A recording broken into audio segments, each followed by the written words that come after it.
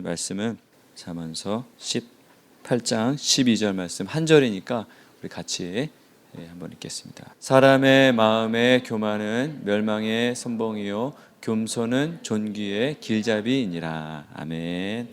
이 말씀으로 우리 틈을 막으라 이런 말씀 우리 같이 보려고 합니다. 우리 여름 수련회 이후에 여름 수련회 이제 끝나고 은혜를 유지하기 위해서 우리가 다윗의 장막 그 프로젝트를 이제 하려고 시작했습니다. 그래서 그 뭐 어떻게 하는 거냐, 다윗의 장막 어떻게 해야 되는 거냐, 우리가 뭐 감이 없는데 그래서 우리가 한 주간 동안 구체적으로 이것을 어떻게 실행하고 해야 될지 그것을 계속 이제 보려고 합니다. 계속해서 사단이 지어놓은 그 집을 이제 허물고 하나님이 지으신 다윗의 장막을 세워 나가는 것이 우리가 이제 해야 될 일이거든요. 그럼 그것을 어떻게 해 나가야 될 것인가? 그래서 우리가 그것을 좀 이번 계속해서 그런 것을 보려고 하는데 첫 번째로 이제 틈을 막아서야 된다. 그것을 이제 보려고 하는 것이죠. 왜냐하면 우리 신앙이 오늘 제가 사실 오늘 성경 오늘 말씀이 오늘 주일 말씀하고 뭐 거의 비슷해 갖고 제가 빨리 끝나고 내려가려고 그러는데 그래서 우리 신앙이 뭐 영적인 전투다 이것은 우리가 너무 잘 알고 있죠. 우리가 휴전 중이 아닙니다. 전투 중이잖아요. 우리 북한에서 미사일 쏘고 막 그러면은 누가 제일 먼저 전화하는지 아세요? 저희가 예전에 막 북한에서 핵실험하고 막 그러잖아요. 그러면은 저희 큰 누님이 미국에 사시는데 미국에서 전화가 와요. 한국 어떡하냐? 큰일 났다. 뭐가 했는데 핵실험했다며 뭐 미사일 쐈대요. 미국에 있는 누나는 엄청 걱정하는데 우리는 그게 그러잖아요. 우리는 지금 그런 것에 대한 개념이 없는데 바깥에 있는 사람들은 민감하게 본다는 거죠. 쟤네들 미사일 쏘고 너 큰일 났는데 정신 차리고 있어야지 어떻게 하냐 뭐 이렇게 생각하고 있다. 마찬가지 우리도 지금 막 전쟁을 막 하고 있는데 사단과 싸움을 지금 싸우고 있는데 큰일 났다. 저렇게 사다가 죽는데 싸우는데 그런데 우리는 그냥 그렇게 할 수 있다는 거죠. 우리가 이것을 잘 깨어 있어야 돼요. 이것이 뭐냐면은 사단의 전략 중에 하나입니다. 우리는 이제 전쟁은 안 해도 돼. 끝났어. 휴전 중이야. 이렇게 생각을 할 수 있다는 거죠. 그러니까 우리가 수련회 한번 은혜 받고 그러면 어떻습니까? 이제 끝났다. 이제 그만하자. 이렇게 생각이 딱 들어오잖아요. 그게 바로 그 사단의 전략 중에 하나입니다. 또 한 가지는 뭐냐면은 전략 중에 하나가 대놓고 안 싸웁니다. 대놓고 전면전을 안 해요. 이 사단과 영적 전투는 전면전이 없어요. 왜냐하면은 예수 그리스도가 사단의 머리를 밟아 이기셨잖아요. 이미 승리하셨잖아요. 예수님 그거 믿으시죠? 예수님이 모든 사단의 저주와 결박 이미 끊으셨습니다. 오늘 찬양에도 나왔어요. 그러니까 찔림으로 우리가 나음을 얻었어요. 이미 예수님이 십자가에서 모든 것을 해결해 줬어요. 사단은 이미 패배했어요. 그런데 그 패배한 것을 어떻게 합니까? 이미 전쟁은 졌어요. 근데 그것을 교묘하게 속이는 거예요. 이제 정상적으로 싸우면은 이제 싸움이 안 되니까 졌으니까. 그런데 그것을 교묘하게 속여서 싸우는 것이 사단의 전략이에요. 우리가 이것을 잘 알고 그래서 대비하고 싸워서 이겨야 하는 것이 우리의 신앙생활이다. 그냥 열심히 하자. 그 차원을 이제는 넘어서서 사단과의 영적 전투에서 우리가 어떻게 승리해야 되냐 그것을 보려고 해요. 틈을 막아서야 돼요. 사단은 그래서 틈새로 교묘하게 잘 안 보이는 곳으로 찾아 들어가서 이렇게 한단 말이에요. 왜냐하면 그렇게 해야 우리가 잘 넘어가고 넘어질 수 있기 때문에. 전면전으로 해서는 대놓고 야 너 예수님 믿지 마 그렇게 하면은 안 넘어가니까 우리를 교묘하게 넘어뜨릴 방법을 궁리하고 있단 말이에요. 틈을 막지 않으면 어떻게 하냐면 우리가 은혜가 다 새 나가는 거예요. 우리 월급 통장 같은 거예요. 어때요? 들어온 족족 바로 나가잖아요. 어디 그날 빵 된 사람도 있어요. 그날 마이너스 된 사람도 있잖아요. 우리 그러면 어떻게? 왜 이렇게 월급이 받았는데 왜 새 나갔을까? 자기는 뭐 맨날 핸드백 사고 뭐 이렇게 하고 뭐 어디 가고 놀러 가고 하면서 왜 이렇게 돈이 없지? 그거 뭐예요? 그게 막 소비하고 그럴 때 어떻게 카드를 다 잘라버려요. 잘라버리고 이제 체크 카드만 딱 쓰고 그러면은 남는 게 있잖아요. 여러분 그 월급 들어오면 빵 되는 사람 말하진 않겠습니다. 그래서 당장 신용카드 잘라버렸어요. 잘라버리고 체크카드 딱 해서 그것만 쓰면은 남아요. 제가 한번 해봤어요, 진짜로. 물 쓰듯이 쓰면 반드시 새 나가게 돼 있어. 다 원인이 있기 때문에 새 나가는 거지. 다른 사람이 내 돈 뺏어가는 게 아닙니다. 자기가 쓴 거예요, 다. 우리가 이렇게 되지 않으려기 위해서는 우리 틈을 막아야 돼. 어디서 새 나가는지 우리가 그걸 안 하고 계속 흥청망청 쓰는데 계속 마이너스인데 그걸 하면 되겠어요? 그러니까 그걸 막아야지. 그래야 남을 거 아니에요. 그래야 모아서 결혼은 해야 될 거 아니에요. 그래서 그거 안 하면 어떻게 하겠어요? 그러기 위해서 우리가 이제 마찬가지 우리 신앙생활에서도 이런 틈이 있단 말이에요. 그 틈이 뭐냐? 다른 말로 하면 죄인 거예요. 뭐 별거 없어요. 죄를 끊고 막고 이게 해야 돼요. 그렇지 않으면은 그 틈을 어떻게 놔두면은 틈은 점점 벌어지게 돼 있어요. 틈이 저절로 메워졌다. 그런 일은 없어. 틈은 저절로 안 메워져요. 그것을 보수하고 새는 즉시 바로 해야 돼. 우리 지난주에도 우리 장모님 집 거기 주방이 새 갖고 아니 우리 장모님 이거 복잡한데 그래서 그 물이 새 갖고 그 사람이 얘기를 안 해갖고 아래층에 천장이 뜯어졌어. 그 천장이 뜯어갖고 그 석고보드가 떨어져 버렸어. 그래서 그 새면은 바로 얘기를 해야 될 거 아니야. 근데 얘기를 안 하니까 물이 새 갖고 폭 떨어져 버렸어요. 바로 했으면 바로 보수를 할 텐데 이런 일이 벌어진다니까. 남 얘기가 아니에요. 놀라지 마세요. 우리 집 천장도 언젠가 떨어질 수 있어. 우리 신앙의 천장도 한순간에 무너질 수 있단 말이에요. 그걸 보수를 안 하면. 새해는 즉시 메워야 돼. 오늘 좀 넘어졌다. 바로 해야 돼.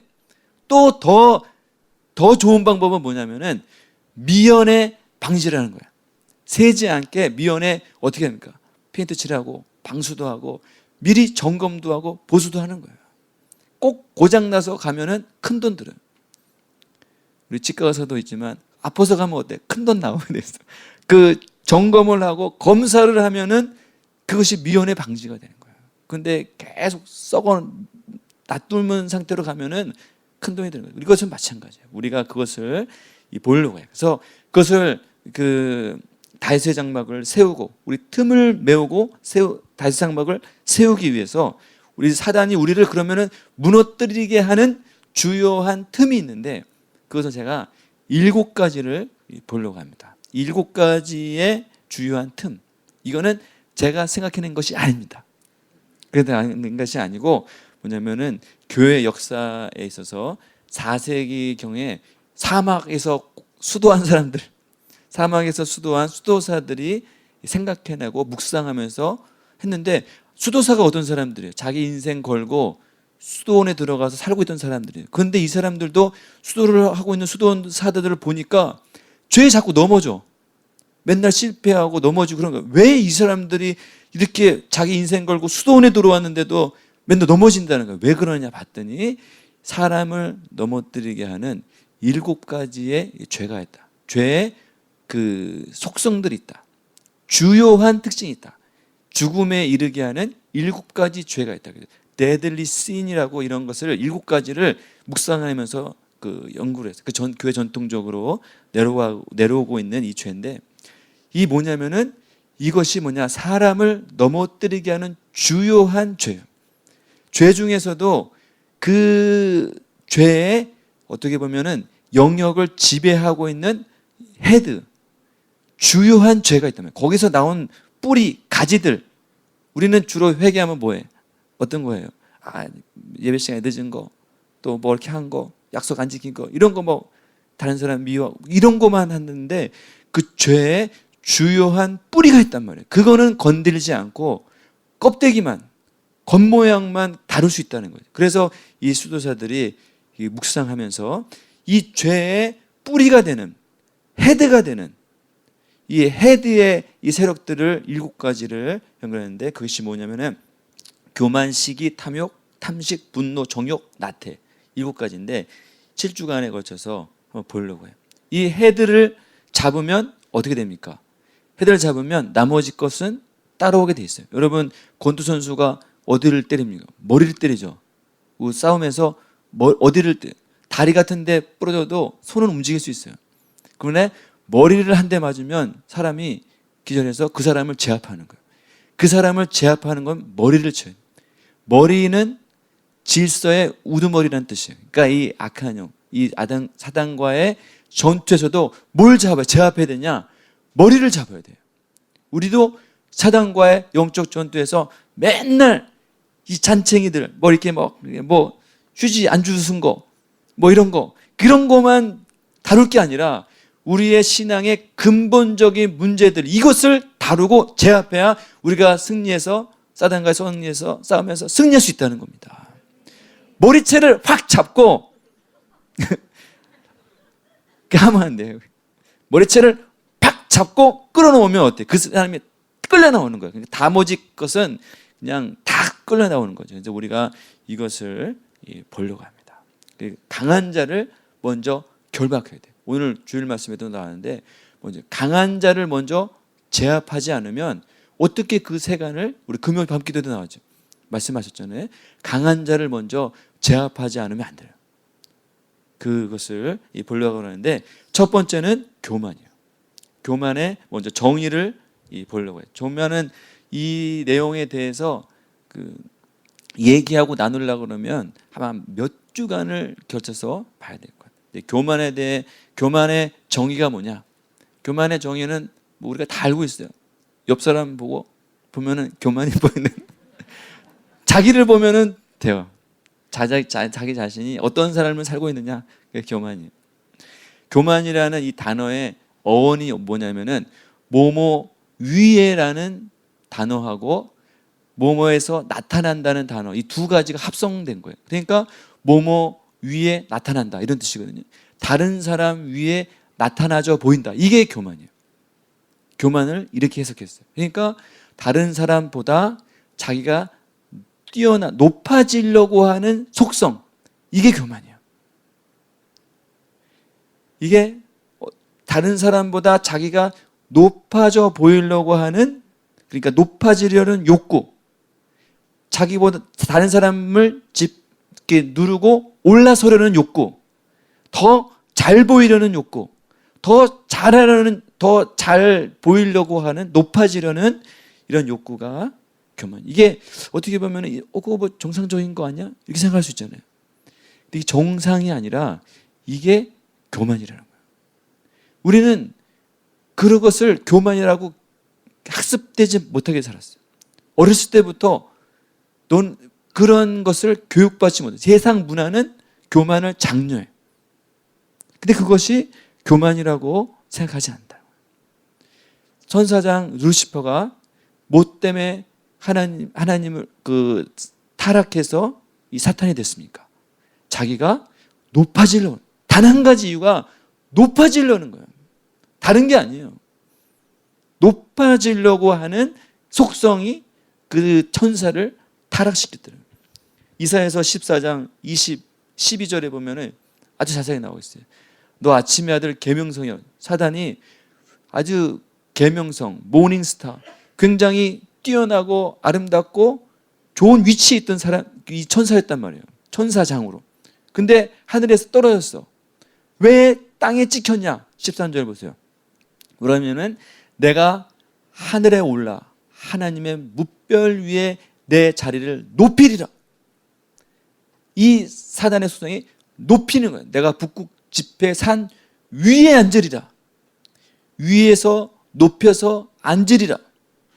그래서 14절 보세요. 가장 높은 구름에 올라가리라. 지극히 높은 이와 같아지리라. 이게 사단의 속성이라는 것이요.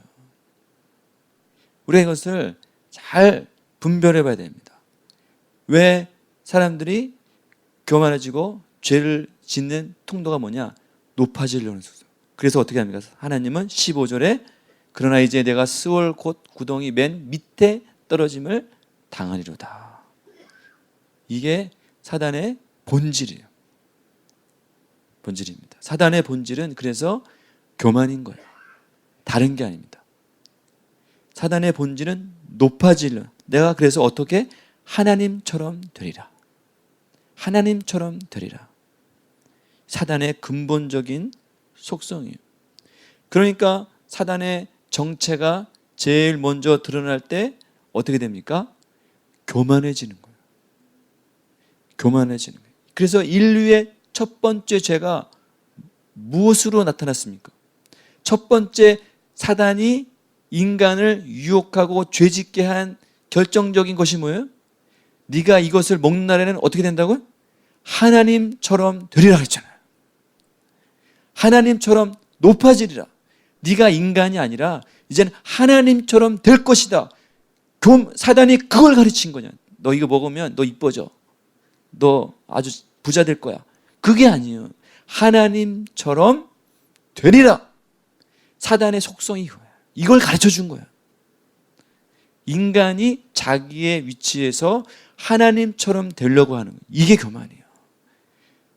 이게 근데 사람들은 이것을 교만이 죄라고 생각을 안 해요. 그냥 자연적인 현상이고 그냥 인간의 속성, 그냥 본성이다 생각하는 거예요. 그게 아니에요. 우리가 이것을 주의해야 돼요. 하나님의 통치에서 벗어나서 스스로 하나님처럼 높아지려고 하는 거예요. 이게 교만의 뿌리입니다. 다른 죄들의 속성은 어때요? 다른 죄들의 속성은 죄를 지으면 속성이 하나님과 멀어지게 하는 거예요. 둘째 아들이 하나님을 떠나서 하나님과 멀어지게 하는 게 죄 속성이에요. 죄를 지으면 하나님과 떨어지게. 그런데 교만은 달라. 교만은 하나님보다 높아지려고 해요. 죄의 차원이 달라요. 하나님처럼 되는 거예요. 하나님을 떠나는 게 아니에요. 하나님보다 더 위에 앉으려고 하는 게 교만이란 말이에요. 그러니까 교만은 모든 죄의 뿌리예요. 그래서 하나님이 제일 싫어하는 죄가 바로 이 교만이에요. 교만이에요. 다른 하나님을 무시하고 하나님보다 높아지려는, 하나님을 대적하는 이런 죄는, 우리는 교만을 그냥 대수롭지 않게 생각하죠. 저도 뭐 그렇게 사람이 좀 교만하죠. 그런 생각했습니다. 그냥 우습게 얘기한단 말이에요. 근데 교만이 굉장히 큰 죄란 말이에요. 우리 방금 읽었던 잠언서 18장 12절에 뭐래? 사람의 마음의 교만은 멸망의 선봉이에요. 겸손은 존귀의 길잡이니라. 우리 현대인의 성경에서 제가 찾아보니까 뭐라고 되냐면은 사람이 망하려면 먼저 교만해진다. 존경받을 사람은 먼저 겸손해진다. 교만이 사람을 멸망에 끌고 나가는 선봉에 서 있다는 거예요. 제일 큰 죄의 앞자리가 교만이라는 거예요. 그러니까 죄인의 근본 속성은 교만에 있어요. 교만하다는 것은 특정한 사람만 교만하다. 죄인의 속성, 사단의 속성을 가진 사람들은 모두 다 교만이라는 것을 잠재적으로 갖고 있다는 거예요. 두 번째는 교만의 그럼 특징을 보겠어요. 모든 죄, 강한 이 해대형이 교만은 그래서 교만은 이 머리고 뿌리고 근본이기 때문에 자기의 본색을 잘 안 드러내요. 정체를 잘 드러내지가 않아요. 그래서 교만의 정체가 잘 드러나기가 어려워요. 내가 왜 교만하는지, 내가 교만의 본질에 대해서 잘 몰라요. 뭐가 교만인지. 그래서 우리 전쟁할 때도 어떻습니까? 전면에 나온 애들은 누구예요? 쫄병들이에요. 쫄병들만 전면에 나와서 막 치열하게 싸우지, 진짜 우두머리 대장은 어디 있어요? 저 뒤에서 명령만 하고 있어요. 보이지도 않아. 여러분 군대 나갔던 사람들, 여러분 그 군대 우두머리가 누구예요? 사단장이잖아요. 사단장 얼굴 한 번도 못 보고 제대한 사람 많아요. 저도 못 봤어요. 사단장이 어떻게 생겼는지. 누가 우리 사단장인지 몰라요. 보이지도 않아, 어디 있는지. 우리 그 기껏해야 우리 뭐 중대장, 대대장, 연대장도 본 사람 별로 없을 거야 아마. 사단장은 뭐 얼굴도 못 봐요. 대장은 항상 숨어 있어요. 그러니까 쫄개들만 앞에서 보니까 진짜 대장이 시키는 거는 뭔지를 파악을 못해요. 그래서 가짜를 전면에 내세우니까 뭐가 교만인지 잘 몰라요. 아주 교묘하게 위장해서 보여주는 거예요. 그러니까 이 교만이 아닌 거라고 생각하죠. 그래서 이것을 잘 분별해야 돼요. 그래서 사람들이 어떻게 해요? 적당히 신앙생활하고 내가 뭐 교만하냐? 그래서 어떻게 돼요? 그 교만한 죄를 회개해야 됩니다. 그럼 어때요? 내가 뭐가 교만? 내가 뭐 잘 살고 있는데 열심히 하는데 청년부 예배도 이렇게 드리는데 뭐가 교만합니까? 그래서 그럴 수 있다는 거예요. 내가 교만에 대해서 얘기하면은 왜 내가 교만합니까? 뭐 본질과 그 나타나는 현상의 뭔지를 잘 모르니까 이렇게 얘기할 수 있어요. 그래서 우리가 교만의 특징, 나타나는 현상에 대해서 아주 많지만 4가지만 보려고 그래요. 첫 번째가 자기를 자랑하는 거예요. 자기를 높이려고 하는 거예요. 하나님 자리를 자기를 차지하는 거예요. 나는 다른 사람과 같지 않다.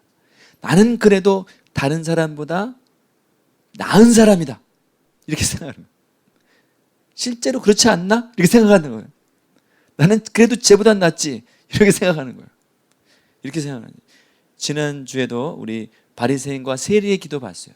바리새인의 근본적인 뭐예요? 자기가 의롭다고 어떻게? 믿고 있는 거예요.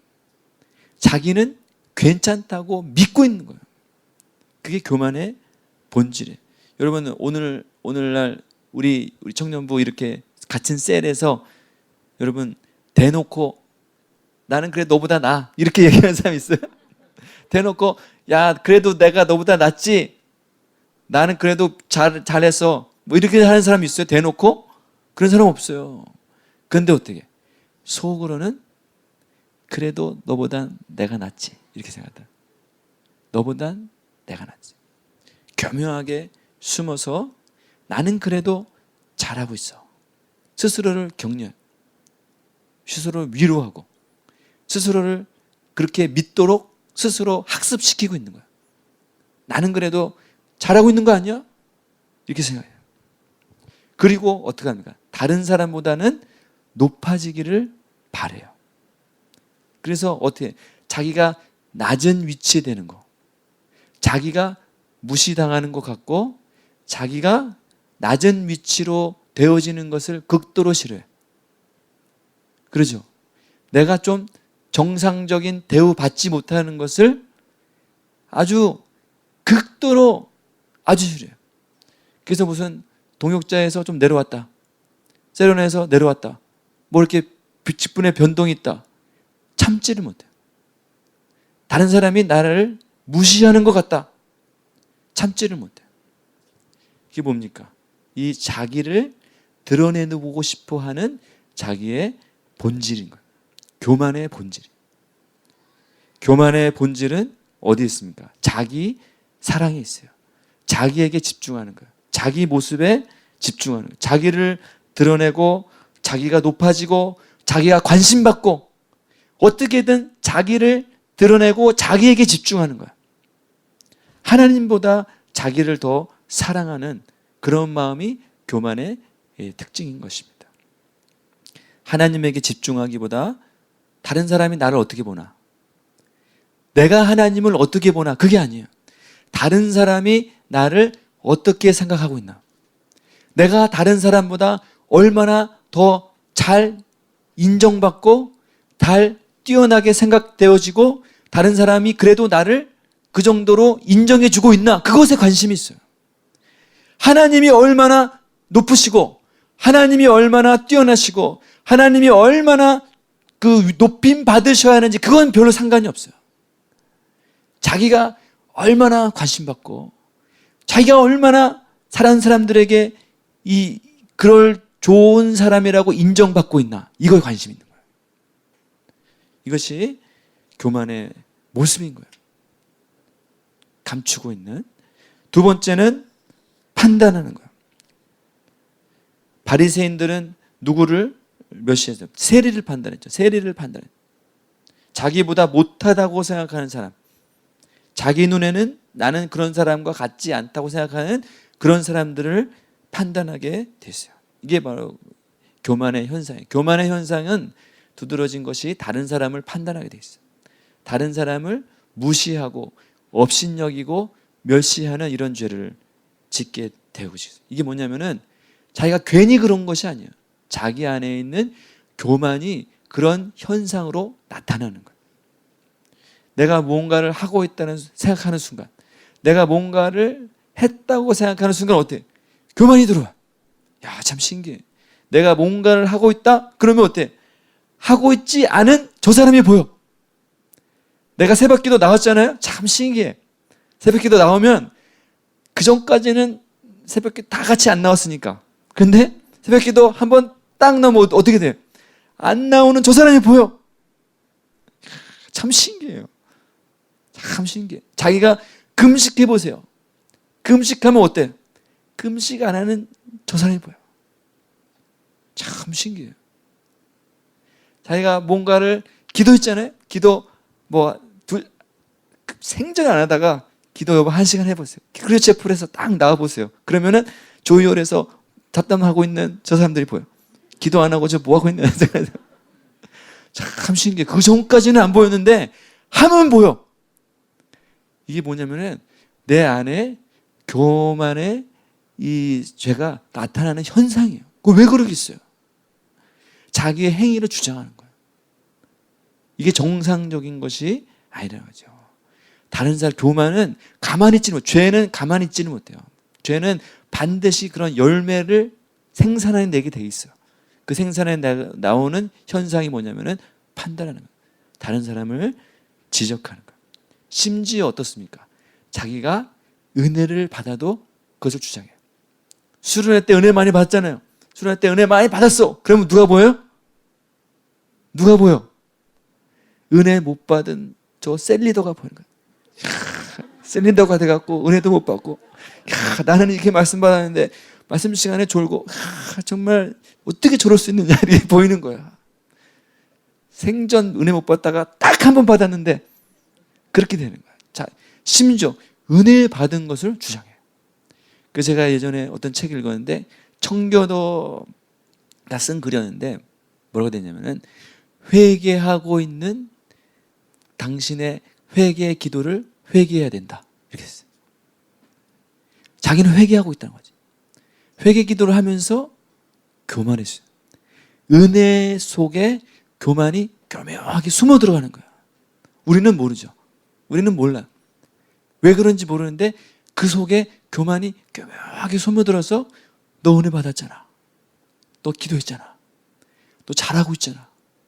그렇게 그 사람을 유혹하게 하고 나타내주게 한다는 거죠.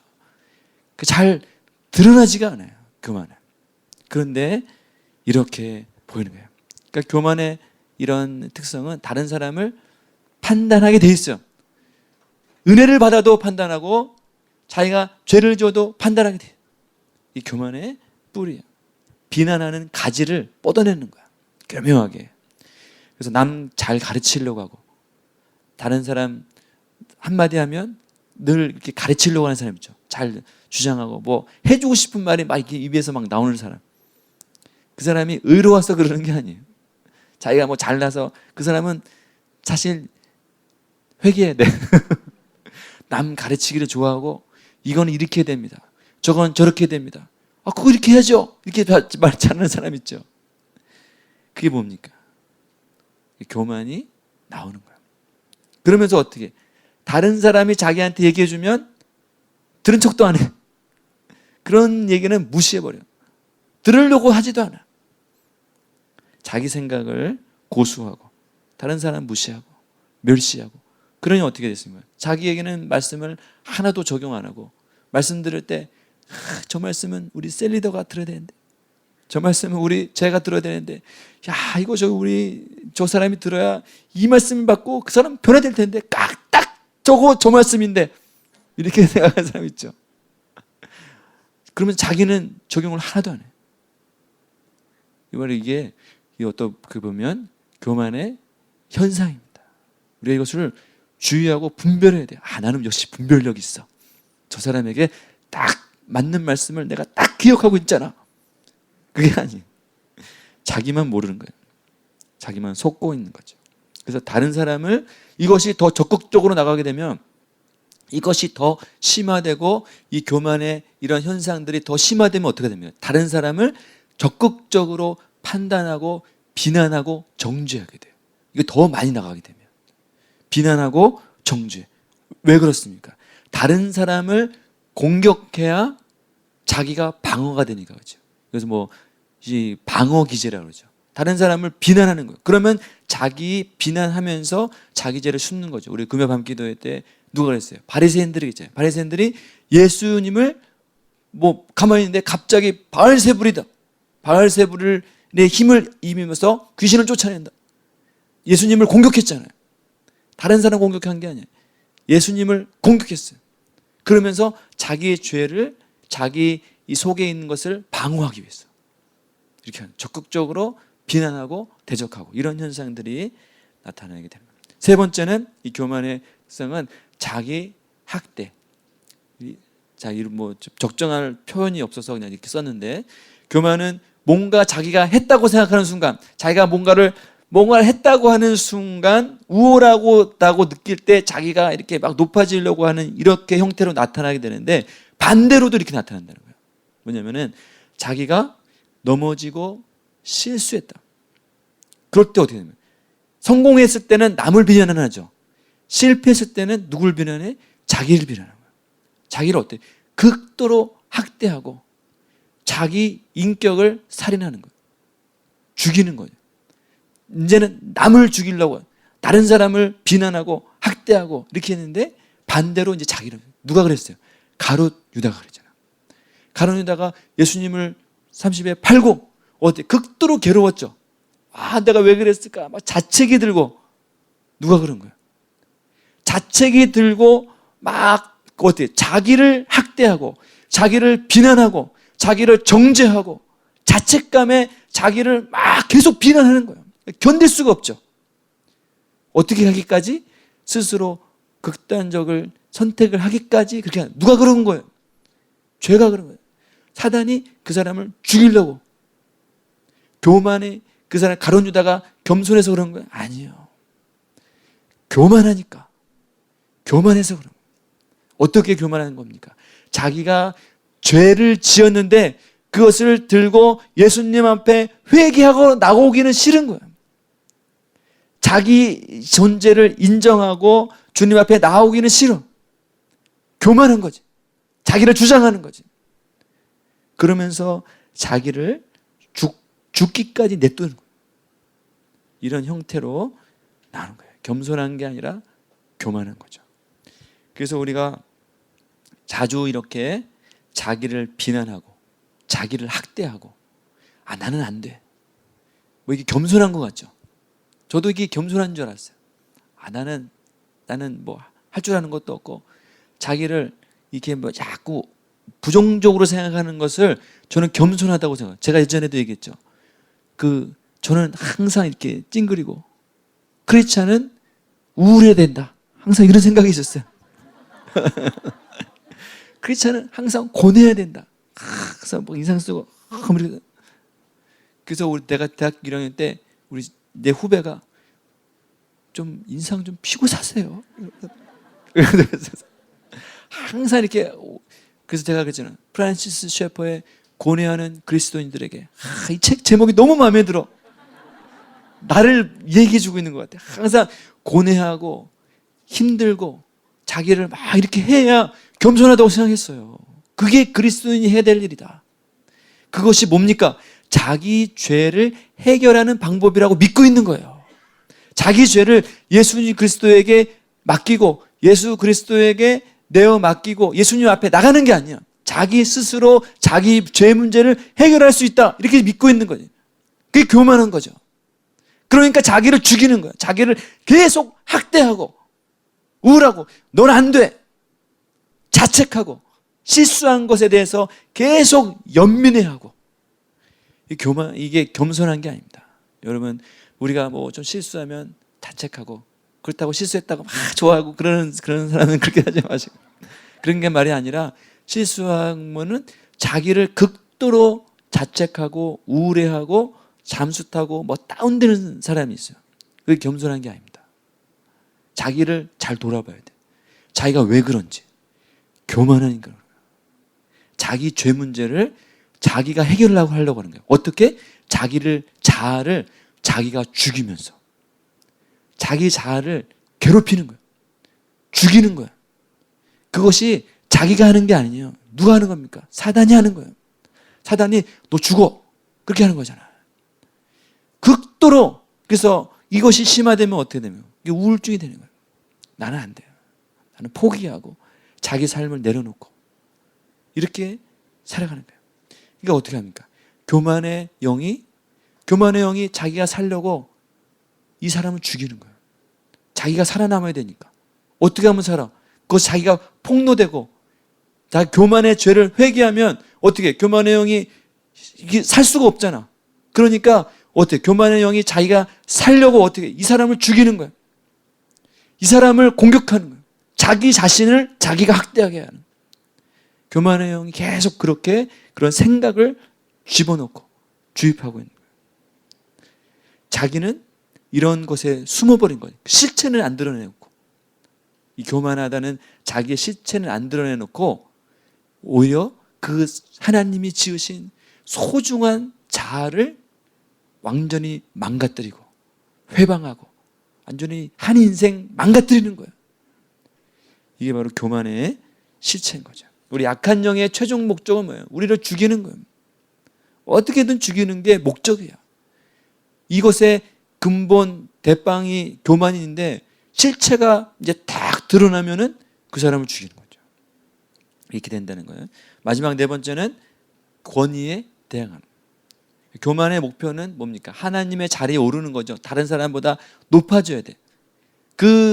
그러니 어떻게 되겠습니까? 하나님이 주신 권위를 점점 대항하게 되겠죠. 적극적으로 대항해. 그래서 교만의 이런 현상들은 적극적으로 이 영적인 권위자와 묶이게 합니다. 권위자와 대적하고 항상 자기보다 이 권위에 있는 사람들과 자주 묶여. 다른 사람하고는 잘 지내는데 자기의 영적인 권위자, 리더들, 특별히 이런 교회 리더들과 묶이게 만들어요. 그래서 이 교만이 자기만의 그 영적 지도자와 묶여서 자기는 안전지대에 거하게 하려는 거죠. 그것이 바로 교만의 이런 특징, 현상들. 이거 뭐 많이 다뤘으니까 넘어가기로 하고, 마지막 세 번째는 그럼 우리가 교만을 어떻게 이겨야 되느냐? 뭐 여러 가지만 방법이 있는데 저는 그냥 두 가지만 보려고 해요. 교만은 사실 죄인의 근본 특성입니다. 여러분들이 죄를 지어서 죄인이 아니죠. 요즘 죄 지어서 죄인입니까? 아니에요. 죄인이기 때문에 죄를 짓는 거예요. 그러니까 죄인은 어떻습니까? 기본 성품이 교만이라는 성품을 갖고 태어나요. 어린아이들 보세요. 어린아이들이 겸손한 애들 봤어요? 막 태어나면 어때요? 자기를 쫓아가잖아요. 어머니 힘드시죠? 하면서 뭐 그런 애들 어디 있어요? 막 자기가 높아지려, 자기가 자기 거야 하면서 자기 뺏고 자기 중심적으로 살잖아. 자기 중심성이 교만인 거잖아요. 기본적으로 교만을 안고 태어나. 그러니까 우리가 어땠어요? 우리 인생이 40년, 뭐 이게 20년, 30년 이렇게 사는 만큼 오래된 죄가 교만이라는 거예요. 여러분 최근에 교만해진 사람은 없어요. 나 요즘에 교만해졌어. 그 거짓말이에요. 날 때부터 교만한 거예요, 여러분. 어쩌다가 좀 죄를 져서 요즘에 좀 교만한 것 같은데 그게 아닙니다. 여러분, 그러니까 여러분 평생 동안 교만해졌으니 얼마나 그게 숙달되겠어요. 그러니까 교만해진 것이 어떻게 돼? 익숙해. 그것이 내 인격화돼 있는 거야. 그러니까 저도 이런 말씀을 참 이렇게 묵상하고 또 기도하다 보면은 어때 교만이 인격화되어 있어요. 그래서 내가 말하는 한마디, 이야기하는 한마디, 삶의 어떤 행동, 그것이 나의 인격에서 나와요. 나는 잘 모르죠. 여러분들이 말하는 말하는 그걸 뭐라 그러지? 얘기하는 말투, 예배하는 말투, 행동 다 다르죠. 어떤 애는 이렇게 걷고 어떤 애는 이렇게 걷고 다 달라요. 말하는 것, 행동 다 달라요. 다 어디서 자기의 인격에서 그것이 다 나오는 거잖아요. 말하는 거 다 나오는단 말이에요. 우리의 인격도 인격화된 그러면은 그 교만이 어떻게 되겠어요? 교만이 자기의 삶을 통해서 나타나는 거예요. 자연스럽게. 그래서 이것을 잘 몰라요. 잘 모른단 말이에요. 근데 나는 그냥 자연스럽게 행동했는데 어느 날 보니까 그게 교만이래. 그러면 어떻게 돼? 그게 왜 교만이냐? 그렇게 되는 거야. 나는 이렇게 평생 이렇게 살아왔는데 이게 왜 뭐가 잘못된 거냐? 이렇게 된다는 거죠. 그래서 우리가 이 교만을 이겨나갈 수 있는, 교만의 죄에서 자유로운 사람 아무도 없어요. 옛날에 그 수도사는 교만을 뭐에 비유했냐면은 화살에 비유했어. 어디서 날라올지 모른다. 항상 대비하고 있어라. 이미 화살에 맞았을 수도 있고 부상당해서 죽어갈 수도 있고 언제 날라올지 모른다. 항상 우리가 교만의 죄에 노출되어 있고 이것을 방어하기 위해서 깨어 있어야 된다는 거죠. 그래서 방어하는 이 방법 두 가지만 볼 텐데, 첫 번째는 회개하는 거예요. 교만을 이기는 최고의 방법은 회개하는 겁니다. 회개하는 겁니다. 왜 맨날 회개만 해요? 맨날 회개만 하고 또 회개해야 되냐? 맨날 회개해야 되고. 그래도 회개해야 됩니다. 회개해야 됩니다. 여러분이 죄를 지어서 회개하는 게 아니에요. 내가 죄를 지었기 때문에 회개하는 게 아니에요. 죄인이기 때문에 회개하는 거예요. 여러분, 석탄 광산 아시죠? 석탄 광산 파고 들어도 계속해서 시커먼 석탄이 계속 나와요. 시커먼 석탄 계속 물로 씻어봐요. 그러면 아주 깨끗해집니까? 물로 씻으면 씻을수록 계속 흙탕물 나오는 거예요. 마찬가지입니다. 우리가 죄를 지었고, 내가 지은 죄를 회개해 주세요. 이것도 물론 회개지만 우리의 삶의 인격화된 이런 죄들을 계속해서 해결해 나가는 것이 회개입니다. 예수님이 우리의 모든 죄를 해결해 놓으셨어요. 그래서 베드로에게 뭐라 했습니까? 이미 목욕한 자는 어떻게 했어요? 발만 씻으면 된다 그랬어요. 우리의 삶은 날마다 발을 씻는 회개의 삶이 있어야 된다는 거죠. 그러니까 우리가 교만이 인격화되고 교만이 라이프 스타일이 된 우리의 삶이 어떻게 바뀌어야 되느냐? 회개가 라이프 스타일이 된 삶으로 바뀌는 것이 크리스찬이에요.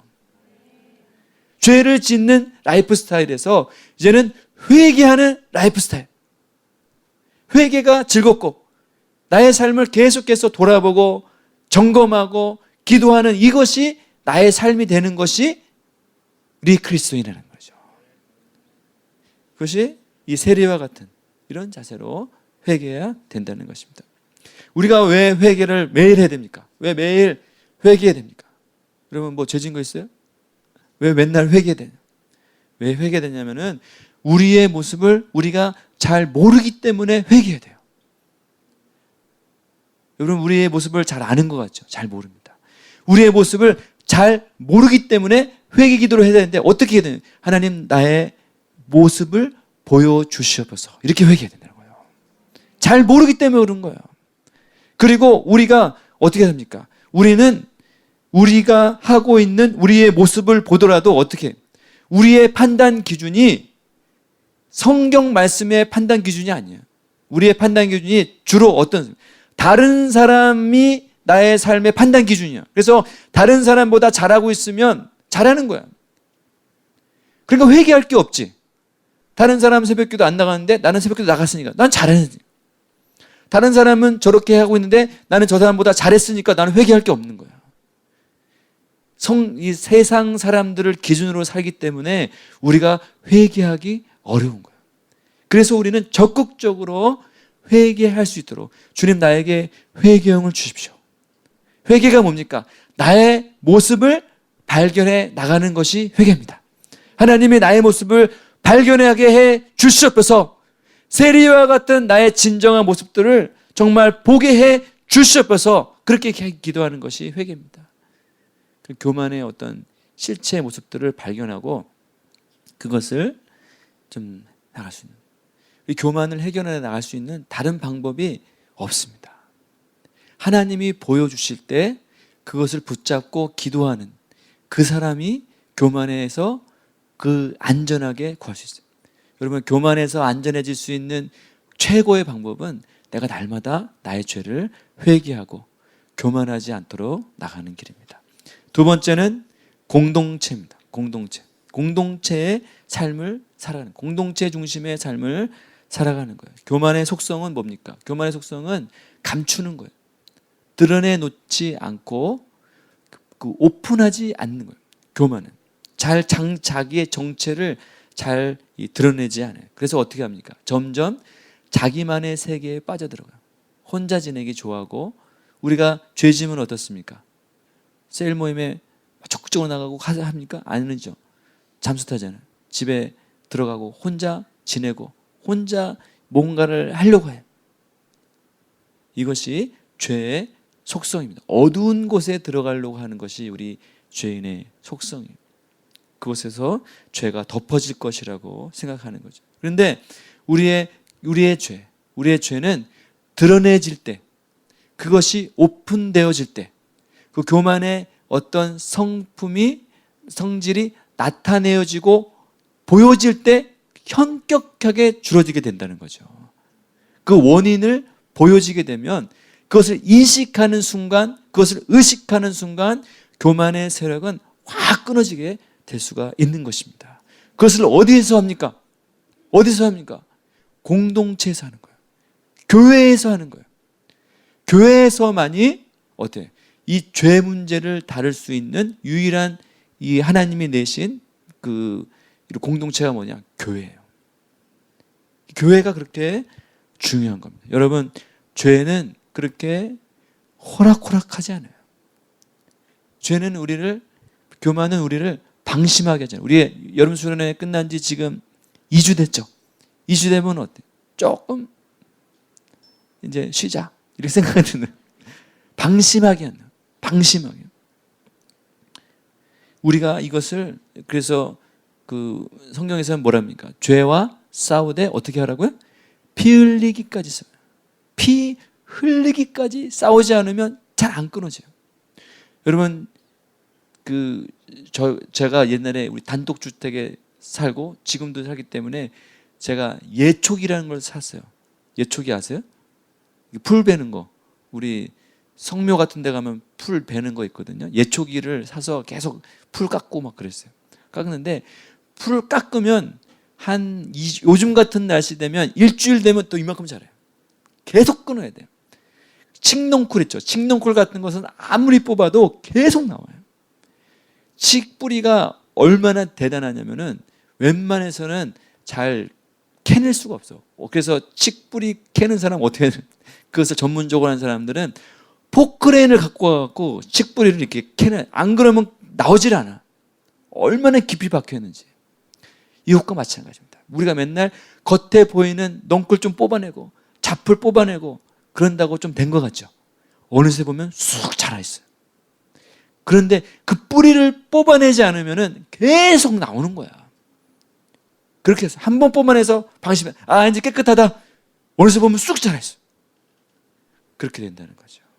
그런데 그래서 어떻게 합니까? 칡뿌리를 뽑아내는 것 같은 이런 삶이 어디서 나타나느냐?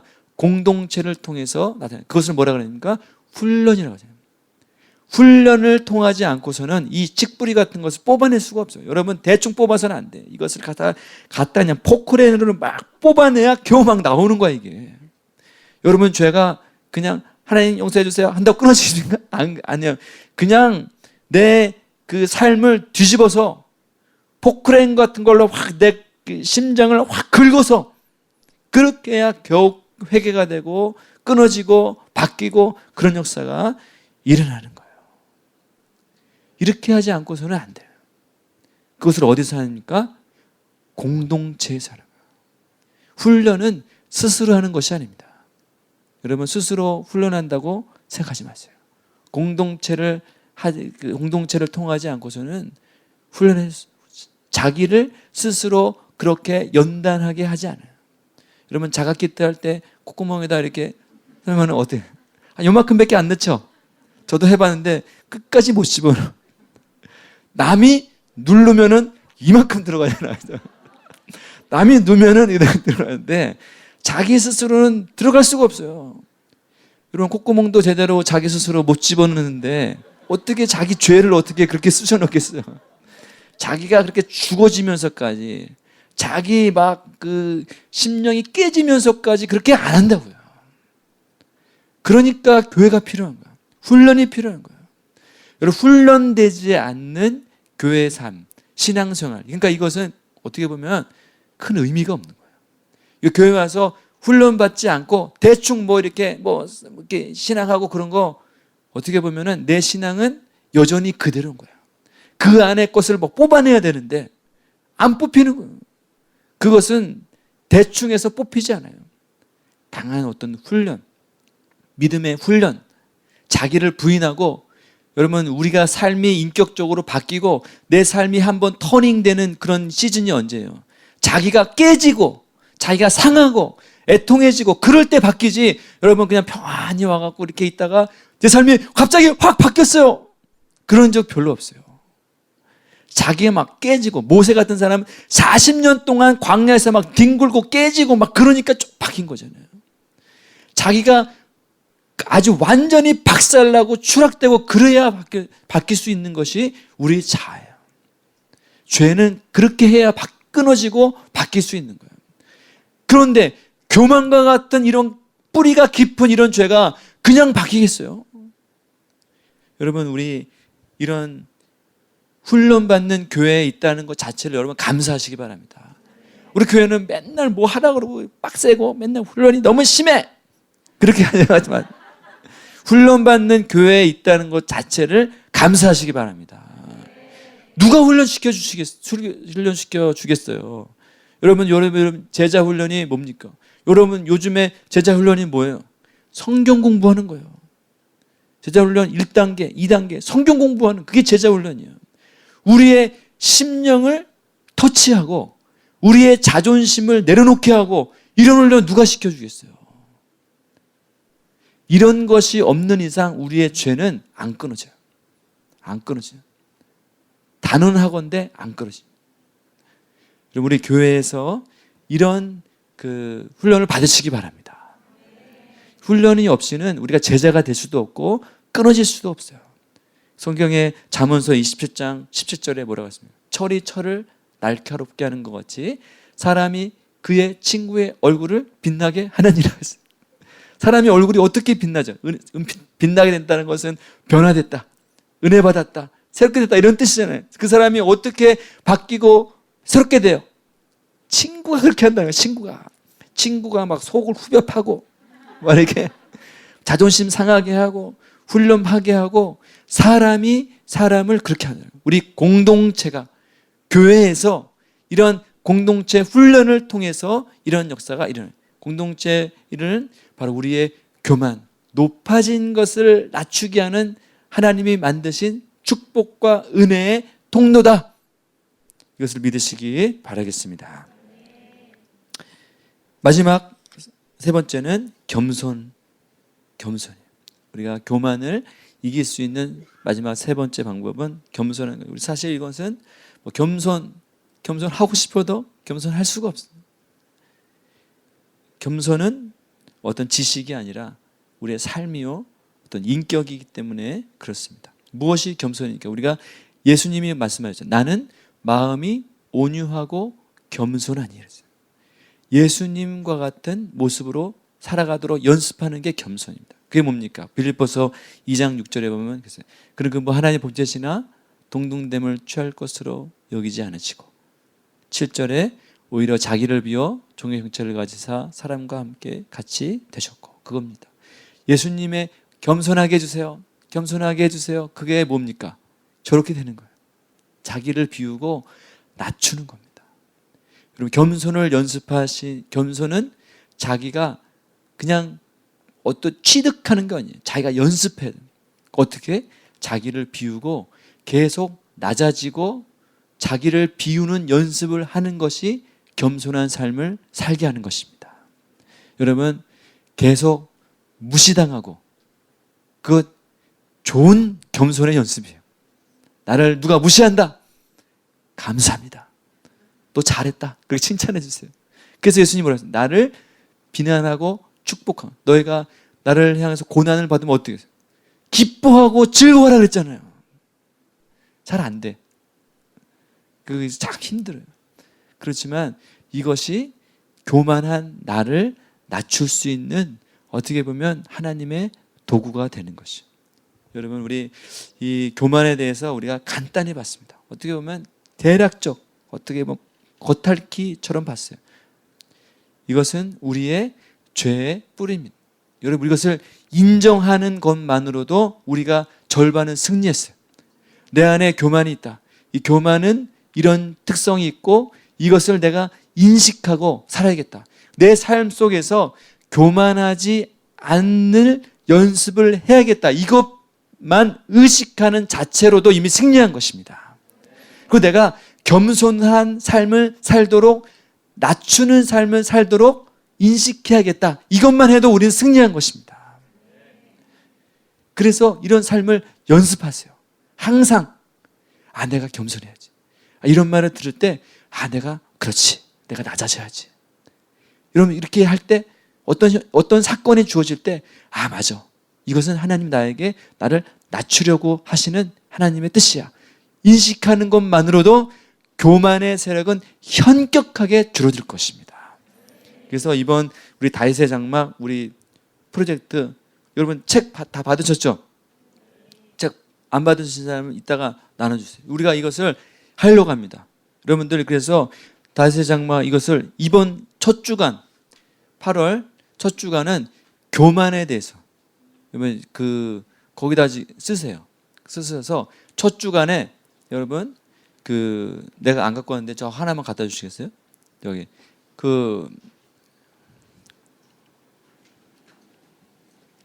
여기 다 똑같으니까 제일 뒤에다가 자기 이름 쓰시고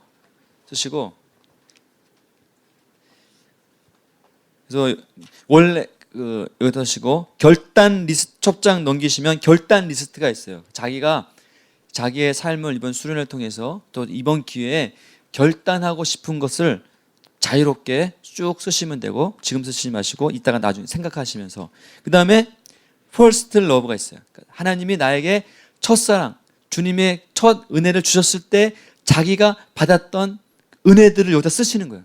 내가 그때 또 했던 행동들이 있어요.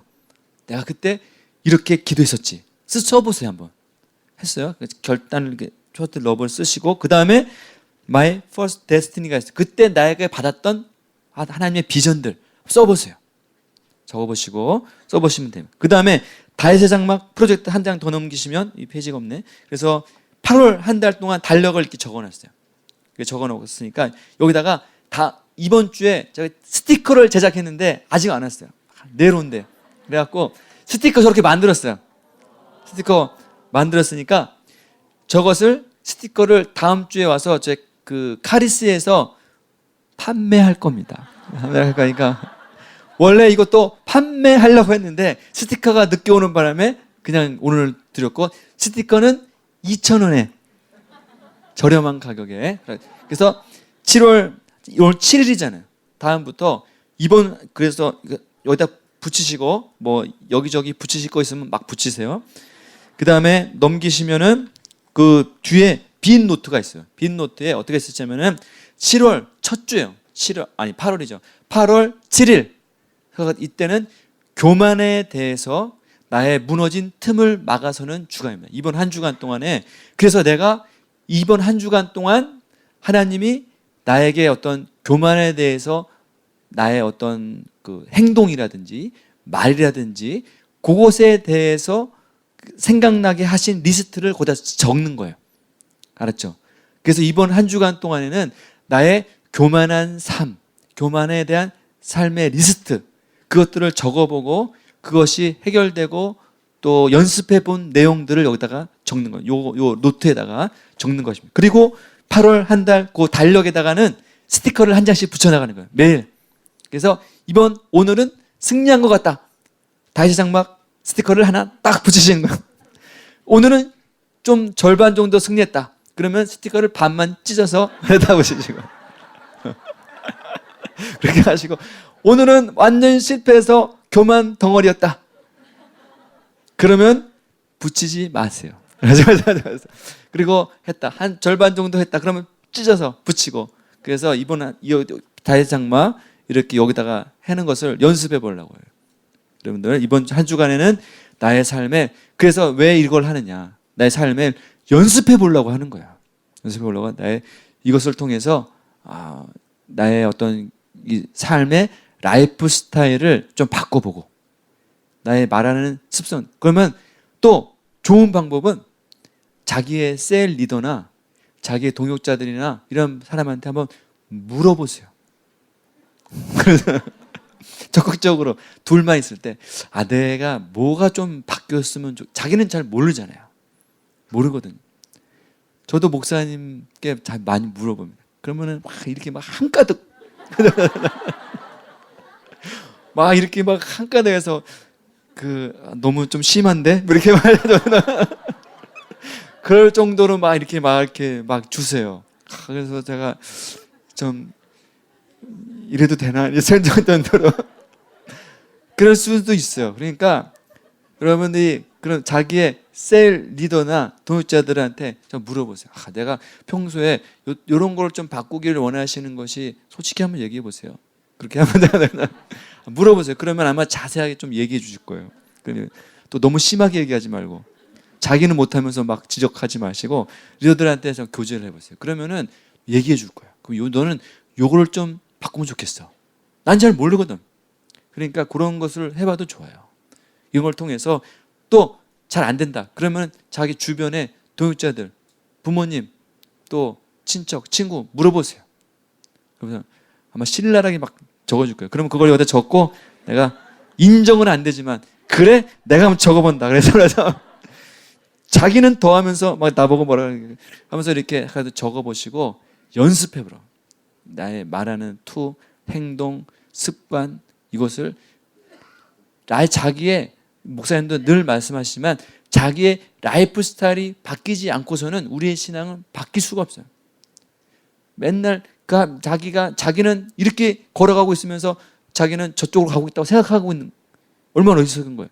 자기의 삶과 라이프 스타일, 습관, 이것이 바뀌어지지 않고서는 우리의 신앙생활이, 이번 주는 교만한 나의 삶에 무엇이 있나 그것을 점검해보고 적으려고 그래요. 여러분 다음 한 주간에는 스티커 왕창 붙여서 보시기 바라겠어요.